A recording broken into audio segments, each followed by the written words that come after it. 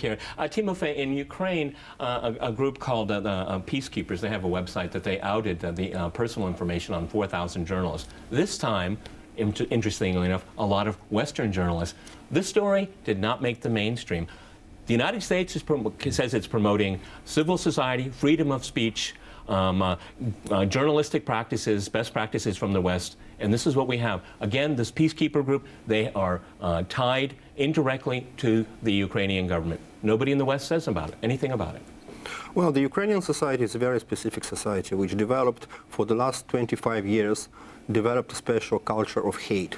And basically this very culture of hate was behind what has happened during the Maidan events and what has happened afterwards. At least West Ukrainian culture. No, I think it's turning into a monoculture of hate. I think that's what they're trying to do. Think only West. Of course, the presence, after Yushchenko arrived to power 11 years ago, many people from the Western Ukraine came to Kiev and have taken many positions in the power institutions, in the police and the security services, and brought this Western Ukrainian countryside mentality to all institutions of the Ukrainian state. Okay, and let's say very clearly on this program with a fascistic mindset, and looking back to the resistance during the Second World War, in which they participated in helping the Nazis. I must say this is Let's remember that. I cannot call it fascistic.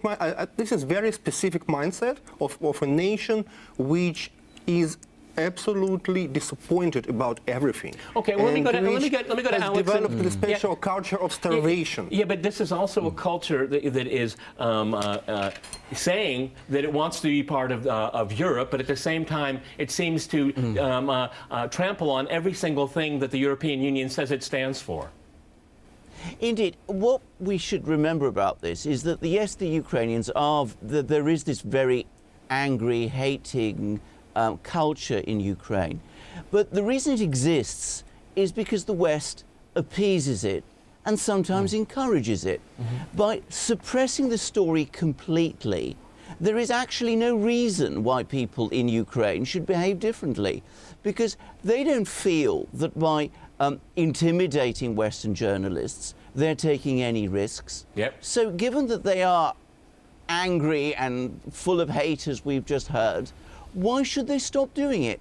And that's really what has to change if Ukraine is going to change.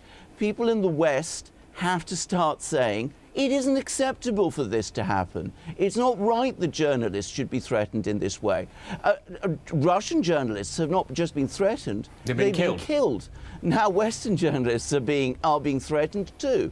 What has to happen before the West finally starts criticizing this kind of behavior? And Western governments have not reacted strongly to this at all. Neither has the Western media, which is shocking because they're the ones themselves who are being threatened. This peacekeeper group, or very Orwellian named, it's ultranationalists and fascists, Banderite fascists. They in releasing this personal information, they have said that 4,000 journalists, most of them Western, are terrorists or terrorist collaborators, right? But this shouldn't come as a surprise because the Ukrainian regime, the regime in Kiev, has labeled 6 million of its own people as terrorists, and this is the mentality that pervades. And this group is not just indirectly; it is directly supported. The Ukrainian Interior Minister, the intelligence services, they applauded what was done here, and this group has been linked to the murder of at least 2 other journalists that it previously released the information on, and they were killed.